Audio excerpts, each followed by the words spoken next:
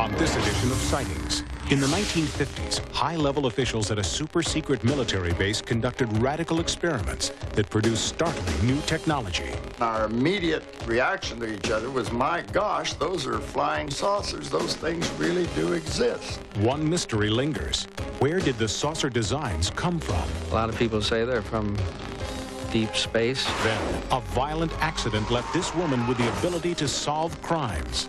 It's almost like I've become the victim because I can see through their eyes. Later, behind the beauty of the Bahamas, beware of the forbidden religion called Obeah. It is definitely part of voodoo. Plus, his life changed in an instant. Now he says he's not the same man, and his family agrees. There was no question in their mind but what a totally different soul was inhabiting that body. And a sightings update. The people of Mexico City continue to document the story of the century.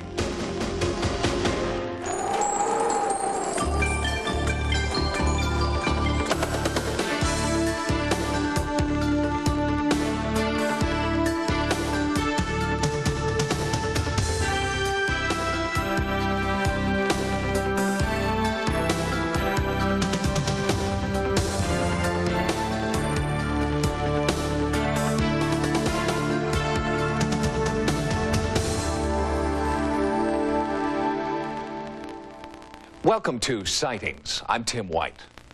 The archetypal unidentified flying object is the flying saucer. Reports of convex, disc-shaped objects are the most common type of UFO sighting. Many ufologists point to the shape as an indication of their extraterrestrial origins. But Sightings has uncovered information that many governments, including our own, have designed and tested flying saucers.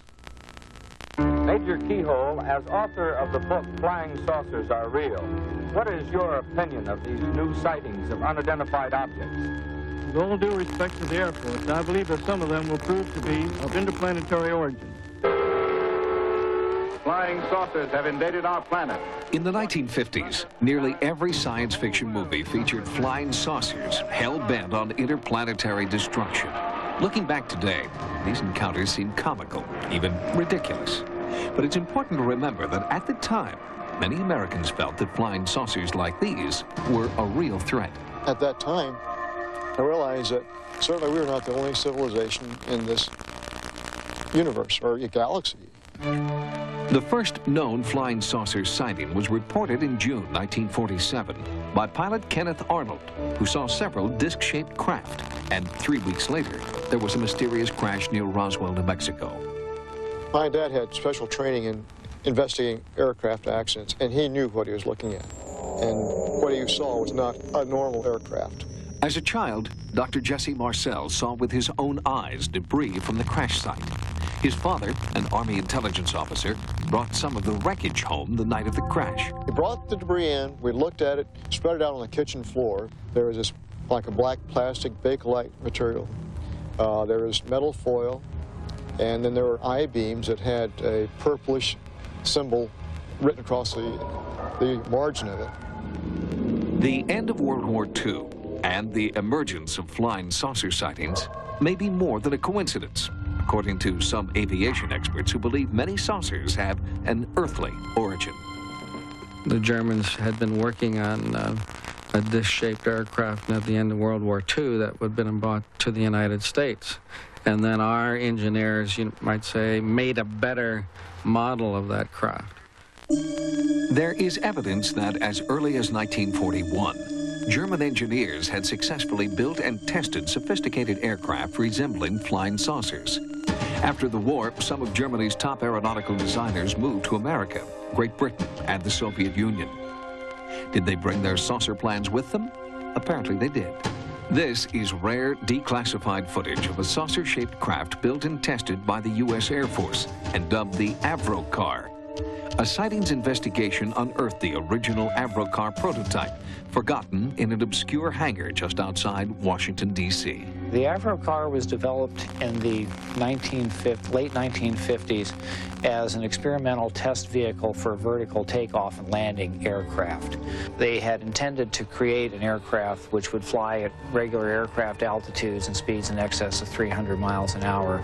Now, you can say they were built by aliens, or you could say that they were built by humans, you know, And it's most likely that one of the major governments in the world, Soviet, American, British, had built something like that. There are other indications that the military had ambitious plans for the flying saucer design. The film you're watching is not science fiction. It is a rarely seen Air Force training film. Fire the ultimate weapon. This isn't fantasy, nor is it necessarily a faithful look at the future, for new discoveries may alter our course. In addition to films and documents, there are a few eyewitnesses who have dared to speak publicly. In 1967, at MacDill Air Force Base in Florida, Jack Pickett and a friend made a startling discovery. We were near a restricted area of the base, and all of a sudden we saw 4 aircraft parked out there, and our immediate reaction to each other was, my gosh, those are flying saucers. Those things really do exist. As publisher of the base newspaper, Pickett asked for permission to write an article and publish photos of the flying saucers he had seen. I was called up to the Adjutant General's office. He went over to a file cabinet and got out a whole bunch of photographs. And he proceeded to lay these photographs out on a large table so that I could look at them. Well, of course, my interest perked up instantly when I began to see literally hundreds of photographs of all types of quote-unquote flying saucers. George Filer is a former Air Force intelligence officer who has interviewed Jack Pickett. He believes Pickett's story is genuine and very significant. A lot of people say, well, how can something be kept secret for 50 years? Well, I point out that the F-117 stealth fighter was kept secret for approximately 10 years. And most of us didn't know that it existed until the government released the information. I pointedly asked him, not only are these where the flying saucers stories came from, is this what they were? And he said, yes. Well, I was awestruck. I couldn't really believe I was seeing what I was seeing. Some of those photographs had many, many aircraft in them, and they were all easily identifiable as Air Force photographs are. And I asked him, well, how high and how fast could these things go? You hear all these stories. And he said, well, this particular aircraft could go fast enough and high enough to actually achieve space flight. And I had no idea when he was telling me this story that wouldn't be too long before they were declared non-existent. Interestingly, in the days just before Pickett's discovery of the saucers at MacDill, there had been a rash of UFO sightings in the area. Were the two events connected? We may never know, because not only was Jack Pickett denied access to the saucer photos, the Air Force began to deny their very existence. This is an illustration of one of the largest ones parked down there. In fact, it was the largest. It was nearly 100 feet across. Yes, hello. 22 years after his initial sightings, Pickett has launched a one-man campaign to have the saucer photos, if not declassified, at least acknowledged. When I initially wrote, I began to get answers back. They didn't have the faintest idea of what I was talking about. I got letters from high-ranking officers that they had no record of such an aircraft ever existing, so I knew that it was top secret again. But why maintain secrecy about a 2-decade-old project using World War II technology? Some researchers believe it's because flying saucer projects are still ongoing, and that the technology to build them has not come from a foreign country, but from a foreign civilization. Ufologists believe that the crash at Roswell was not the result of a military saucer project, but the birth of one. That wreckage from Roswell was transported to Wright-Patterson Air Force Base for a reason.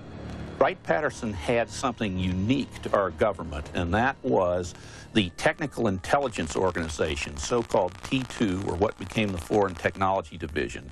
This is the sort of division that would have been appropriate to use for the investigation of UFO research.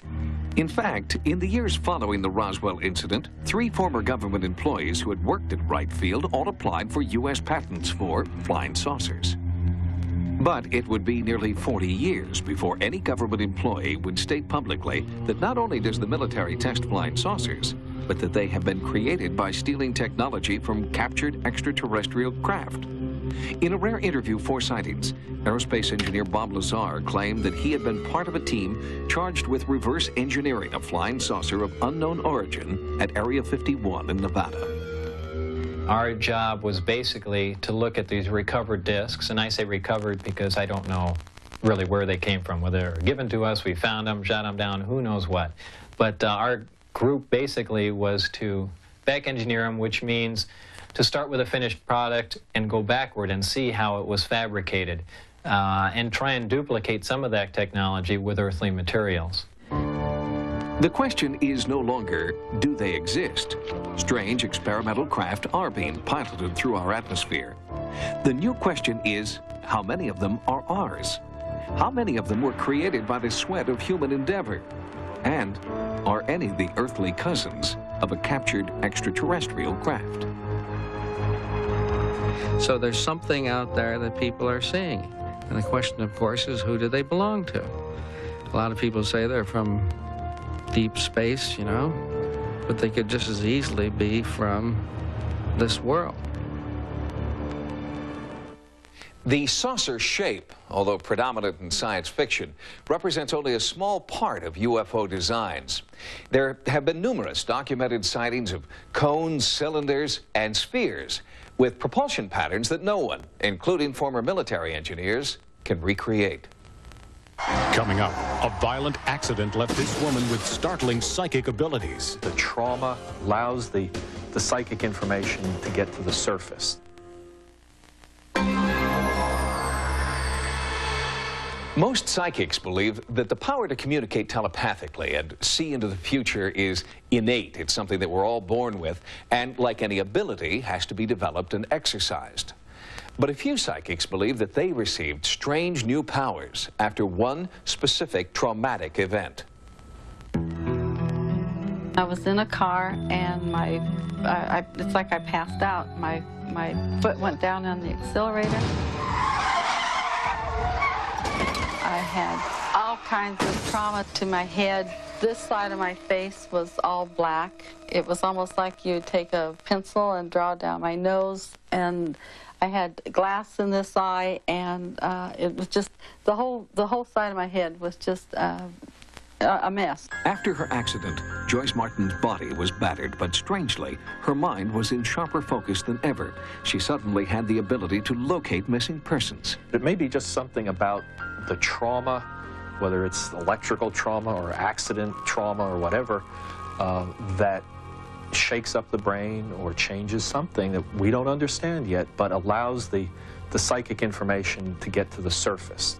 Neurologist Dr. Michael Persinger believes that most people who have had head trauma experience some type of heightened psychic ability. He believes these experiences occur here, in the brain's temporal lobes. Some of the experiences that a person has after even mild traumas to the temporal lobes would be the sensations of déjà vu, the sensations of precognitive sensations. And also, one of the most compelling features that take place after a trauma is the sensation of enhanced psychical capacities, where the person suddenly knows for reasons that they aren't clear of. It's almost like I can tune in to the victim, and I can see through their eyes. It's almost like I become the victim because I can feel the pain. Within months of her accident, Martin's remarkable new abilities were called upon during the search for Tucson Girl. Vicki Lynn Hoskinson was abducted while running an errand on her bicycle. She was 8 years old. I heard on the car radio that she was missing, and I drove to the area that Vicki Lynn had been abducted. And when I got over there, I knew that she had gone over the top of her bicycle, that the car had hit the back of the bicycle, and that her hands were in dirt, that she had skinned her hands. Martin contacted Police Sergeant Leroy Proctor, a detective from a neighboring county. I don't necessarily believe in psychics, but the information that I received from her on the telephone was so accurate that I became very interested in talking to her in person. Skeptical but desperate, Sergeant Proctor agreed to meet with Joyce Martin. We went out to Ida Road, and as we got just past Wade, there's a big dip. And in the middle of the dip is where my whole body would just start sobbing like a little child sobs after they've been crying for a long time. And it was something I couldn't control at all. and I directed Leroy to go out to the end of Ina. I knew she was out there. She led me to the intersection, basically, of Ina and Wade. She made me stop, and she looked over to the right, and she says, "This really looks like it. This is what I see." We got out of the car, and we looked around, and she says, "I cannot understand why she's not here." In her psychic visions, Martin had seen a windmill, an old wagon, and a barn. All of these clues were found in the vicinity of Ina and Wade. Police searched the area but found nothing until 7 months later, when Vicki Lynn's remains were finally found within 100 feet of that intersection. If I knew then what I know now, yes, I would have got her involved earlier. I would have listened to her more. Vicki Lynn's father, Ron Huskinson, regrets that he did not listen sooner to Joyce Martin's psychic clues. If they would have went by our hunch and we would have known exactly where to look, we'd have been a lot better off. I don't know how this works. I don't know how to stop it. I don't know how to start it. I've never really thought that it was because I had a bump on the head. But there is mounting evidence suggesting that this is precisely what did happen. Injuries can result in a restructuring of the temporal lobes, and the person's capacities to have psychical experiences are actually enhanced. We have no idea what the physiology of the psychic experience is. I don't think we can ignore the fact that trauma seems to be associated with certain psychic abilities, but it's not the whole answer. If the accident had not occurred, no way would I be doing this. I don't know what I would be doing, but I know I would not be sitting here today. Neuroscientist Michael Persinger has successfully recreated near-death, out-of-body, and alien abduction experiences by stimulating the temporal lobes of volunteer subjects. He theorizes that people who have these experiences outside the laboratory may have a brain chemistry that somehow naturally stimulates their temporal lobes. Next on Sightings, he was near death when a new soul entered his body and transformed his life. The light went through me, and when I woke up, I was a different person. People who have been near death report many kinds of paranormal experiences. After a miraculous recovery, a few individuals claim that they now have unexplained powers or abilities. And they believe these supernatural gifts were bestowed upon them by ancient souls that have walked in and taken over the physical body. It's a strange story. A man named Raymond dies. At the same moment, Jason is born. Raymond and Jason are two separate souls, but this man believes they have both inhabited his body. He has no scientific proof, only an undying personal conviction. In 1977, Raymond Winters was told by his doctors that he was dying of cancer, and he had no more than 3 months to live. But Winters is still alive because he believes that during surgery he experienced the phenomenon known as soul exchange and became a walk-in. While the operation was going on, I suddenly found myself conscious, and suddenly a bright light was coming towards me, a brilliant light. The light went through me, and suddenly I heard the nurse screaming, "More anesthetic, he's coming to." And when I woke up from that operation and had that vision, I was a different person. I looked at my wife. I couldn't believe that she was my wife. I had changed so much she couldn't believe I was her husband. A walk-in is an advanced soul who, through previous lifetimes, has earned the right, if he wants to take over the role of a walk-in. Author Ruth Montgomery is a leading expert on the soul exchange phenomenon. She has written 3 books on the subject and has interviewed hundreds of supposed walk-ins. And a walk-in comes in when a person is so discouraged, so unable to cope with life anymore that he wants to leave, or he's in a near-death experience, or sometimes clinical death on the operating table. Then a walk-in can replace that soul.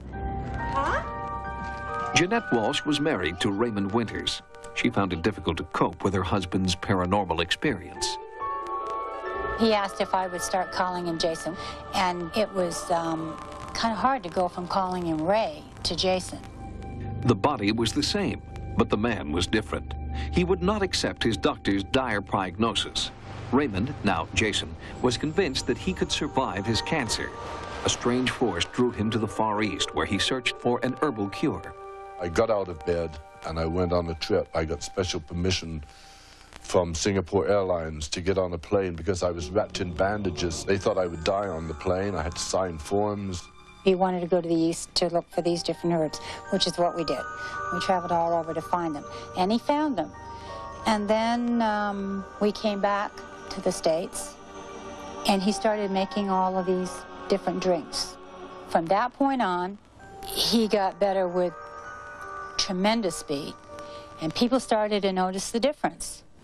And I would come home from work, and there would be people, sick people, sitting all around my apartment.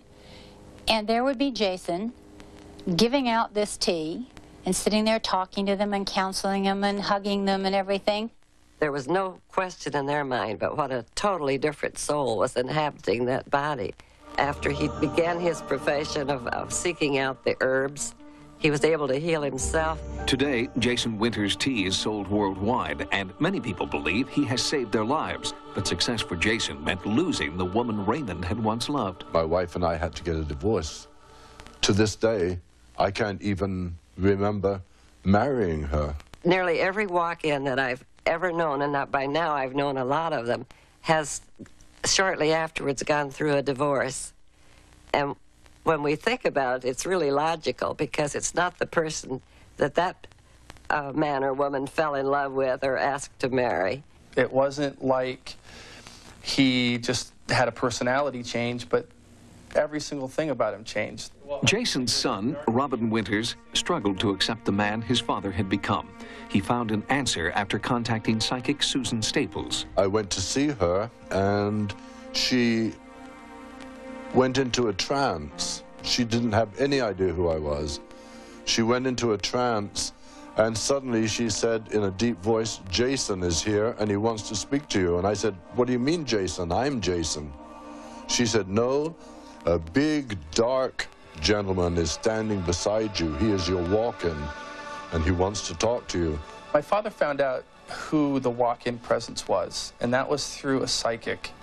And the person was an Indian, I guess, and it was back in the 30s, and he was a medical doctor. She started telling me about why I was going to India all the time and standing under the gateway of India when I had no reasons to go there. I just kept going back there all the time.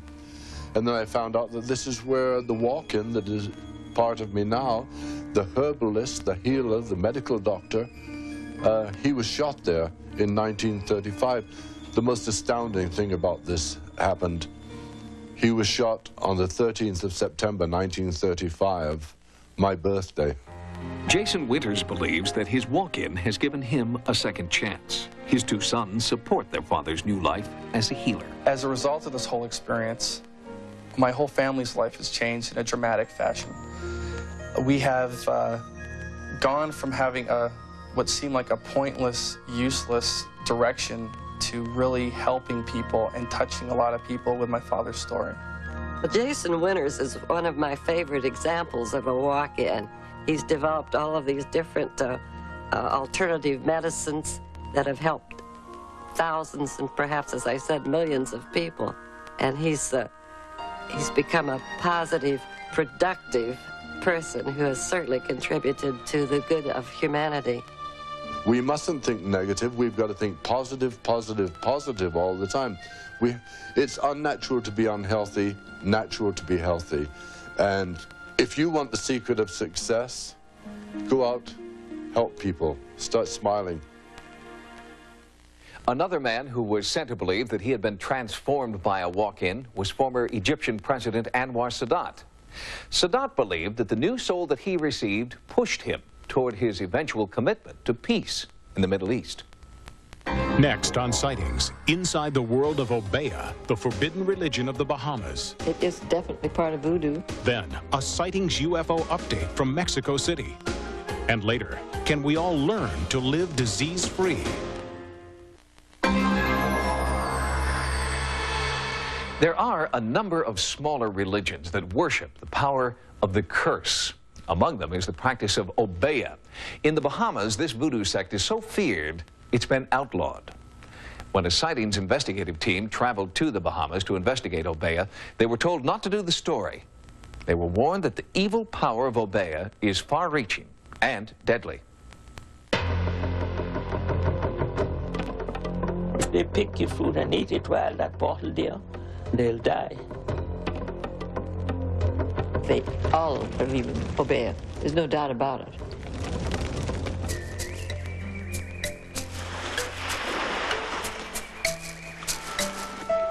Cat Island in the Bahamas is a tropical paradise. But beneath the surface beauty of emerald lagoons and white sand beaches is a mysterious undercurrent of Obeah. Few here have escaped its power, and fear of that power has led the government to ban it. Islanders keep their religious practices to themselves. Few will speak of it, even fewer will explain it. And yet its power is palpable. Many paranormal researchers who have studied the island believe that it's haunted, perhaps by the vengeful spirits of those who were enslaved here after its discovery by Christopher Columbus. 81-year-old Frances Armbruster, known to all as Mrs. A, has a profound respect for the dark power of Obeah. She came to Cat Island in the early 1960s, and for the past 30 years has seen many signs that the outlawed religion is widely practiced here. Obeah has even hit home, literally. The Armbruster house has burned twice. The last time it almost killed her. I was burned 65% of my body.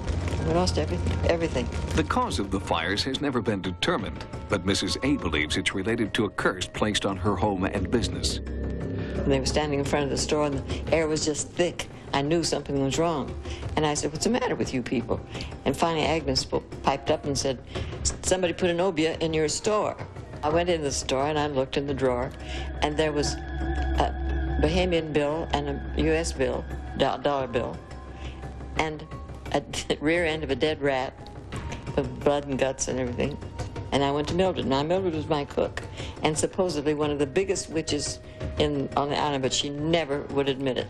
And she said, you take this object out of the drawer, and you make a cross all the way across the drawer with a thick layer of salt, and then pour kerosene or gasoline over it, and then take it down to the beach, put it in the water, and set it on fire.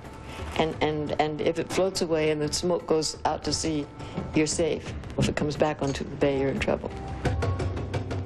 Although Mildred never admitted she was a witch, a strange incident shortly after her death convinced Mrs. A and others that Mildred had supernatural powers.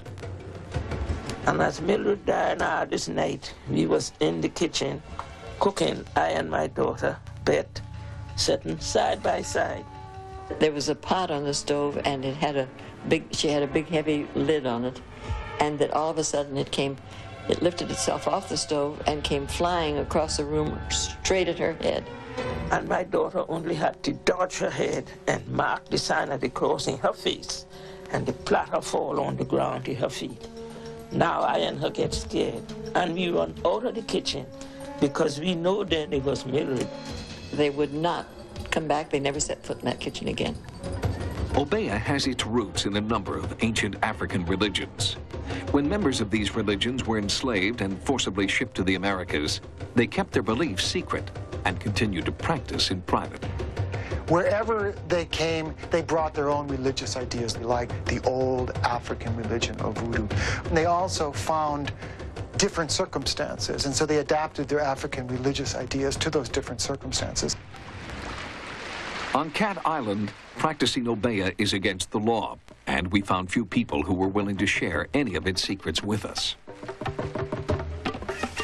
Islanders told us that Iva is a walking encyclopedia on the ancient practice of Obeah. With some reluctance, she showed our Sightings team this bottle filled with graveyard dirt, hair, fingernails, urine, garlic, and a lily, the flower of death. We asked her about the significance of this talisman. Once they see a bottle in the tree, they know you have something in that bottle. And if they pick your food and eat it while that bottle there, the belly gets swelled and they'll die. The power of the curse is worshipped above all else, and its ability to cause suffering and even death is very real. The spirits can be provoked to do justice, and justice sometimes means doing bad to your enemies. And through curses, you can make spirits do bad things to your enemy. That's how Iva explains the death of a local man who picked fruit from a tree protected by an Obeah bottle. And he died with a belly like this, like he was ready to have baby. So Job Farrington is in the grave right now for on the counter picking people things and see the bottle up in the tree. Frances Armbruster has also been touched by the dark side of Obeah. Although she is not a believer, she respects those who are. When a 16th century treasure chest was discovered on her property, Mrs. A heeded the warning of an Obeah witch not to open it. It sits closed and as a conversation piece. Although Obeah uses curses for evil purposes, practitioners insist the religion believes in the essential goodness of humankind. African religions don't worship the dark forces, but they do know that the dark forces exist, and they recognize that there are people within the religious culture that know how to use these dark forces. Practitioners of Obeah believe that they are being unfairly singled out by a government that does not understand the complexity of their religion. While they admit that there are black magic rituals, Obeah practitioners also perform healings, curse removals, and other forms of white magic. Coming up next, a sightings update from Mexico City. Videotape continues to surface from the largest UFO flap in history. Since 1991, there have been more than 1,000 UFO sightings over Mexico City. At first, attempts to document the phenomena were amateurish and inconsistent. But as the flap has continued, a more thorough and coordinated effort to document the sightings is underway. It's a grassroots movement that's gaining momentum and credibility. With UFO sightings like this one occurring nearly every week, citizen groups are forming all over Mexico, with support and training provided by several colleges and universities. They are learning how to recognize and document genuine UFOs.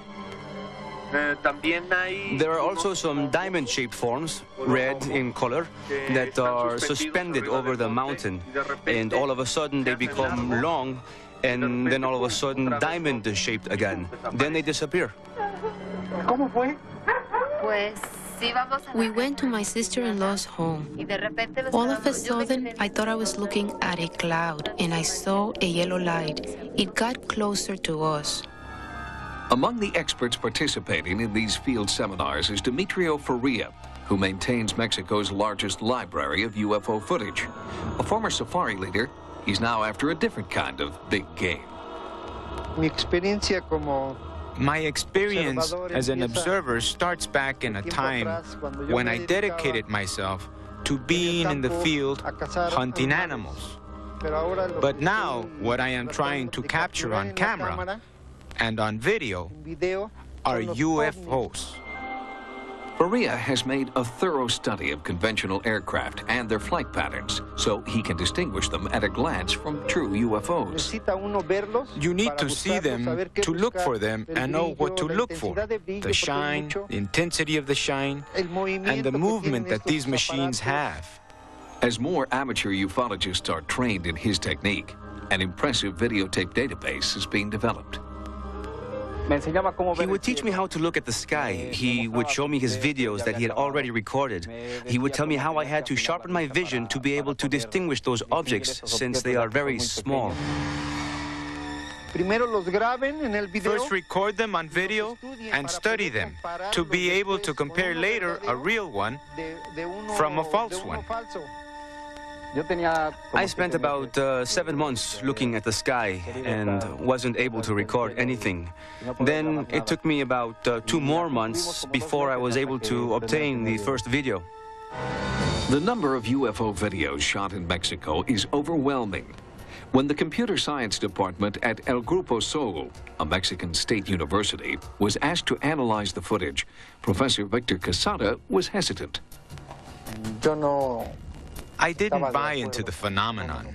I thought that many of the videos were falsifications, utilizing a methodology known in computer lingo as multimedia. But when Professor Quesada, his colleagues and students began looking at the UFO footage, a startling pattern was instantly visible.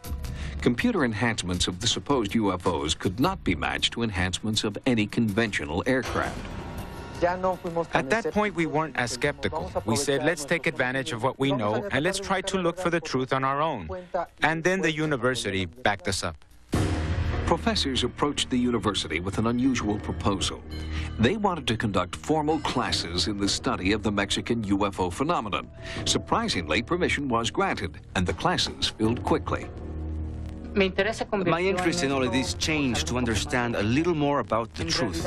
In reality, there is a lot of photographic material and video material that really makes you think that there is something out there. I decided to do field research with a group of students and professors, and we started to see phenomena in the heavens that were inexplicable. I noticed that there were strange things. We saw lights, very rare lights, and lights that could not be categorized as a star or categorized as an airplane. For the students and faculty at El Grupo Sol, what started out as a purely technical exercise has become a topic for not only scientists, but also philosophers.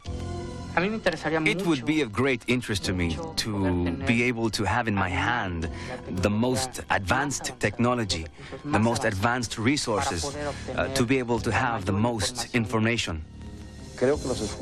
I believe in the efforts that the universities make, that the individuals make, that the governments make, in order to find the truth to this phenomenon. If it is the case that it really exists, we should be able to establish contact with him.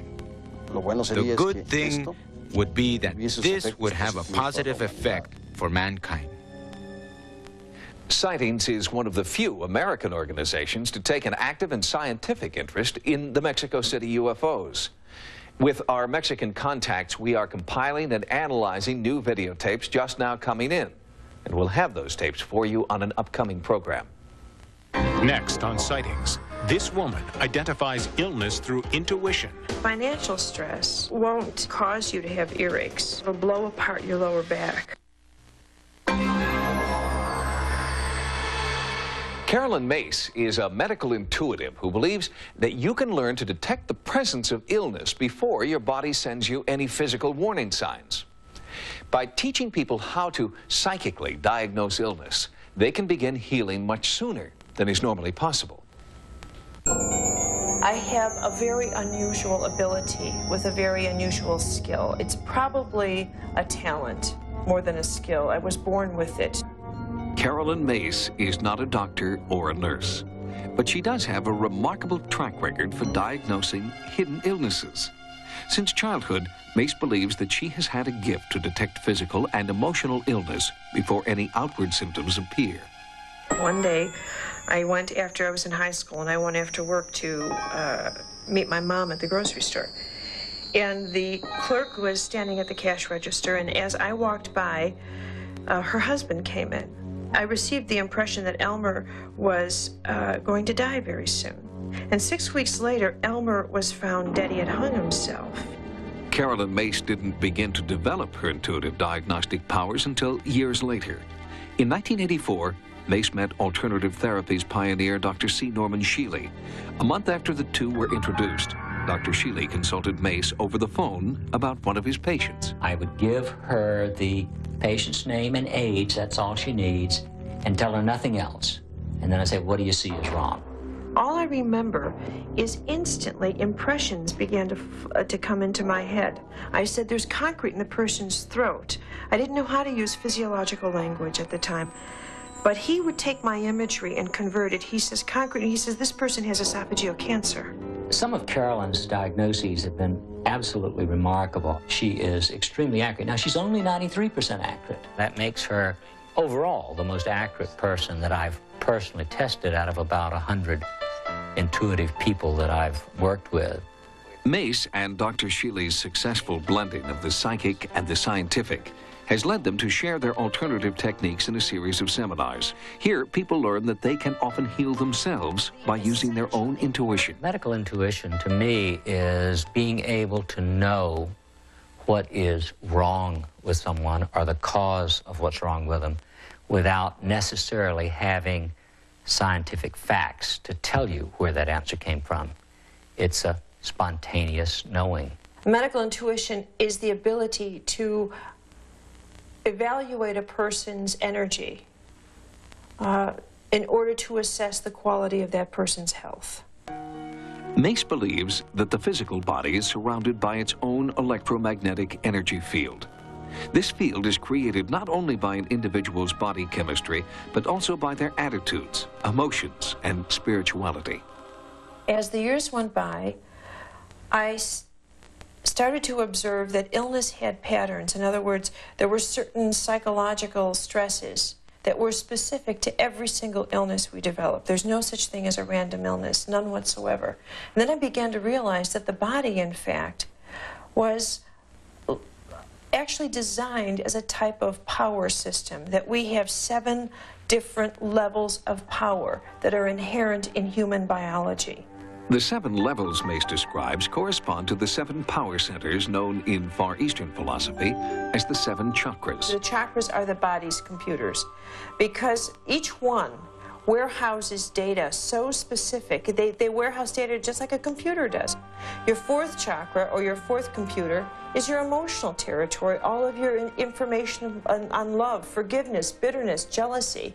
And when a woman finds out, for example, that perhaps her marriage isn't working or her husband's been cheating on her, 9 out of 10 women, at least the women I meet, and I meet thousands of them, will deny it or try to figure out some way to live with it. These types of emotional issues or traumas in the extreme get warehoused in breast tissue and become breast cancer. To Mace, the lower back pain that afflicts millions of Americans can be traced to spiritual, not physical trauma. Financial stress won't cause you to have earaches. It won't give you a sore throat. What it will do is it'll blow apart your lower back, because that's where financial stress lives in the body. Your biography is indeed your biology.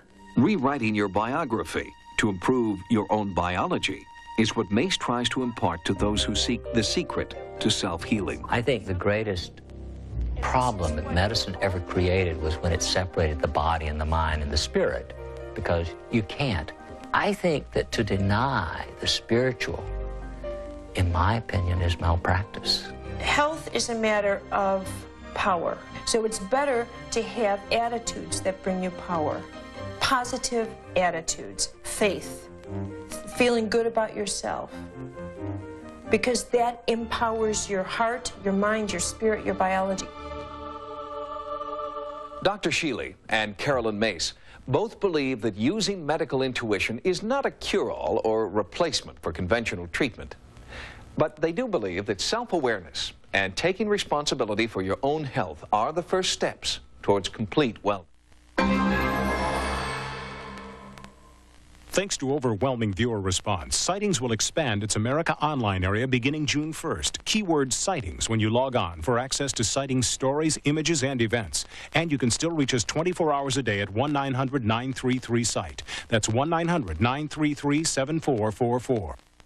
Until next time, remember, no mystery is closed to an open mind. For Sightings, I'm Tim White. Somebody called Sightings. Cal's seen a ghost on Big Sty tomorrow at 9. And then Richard Jenny steals his brother's girl, and he's going to have to pay the price on Platypus Man tomorrow at 9:30. But now don't go away. Stay tuned for University Hospital next.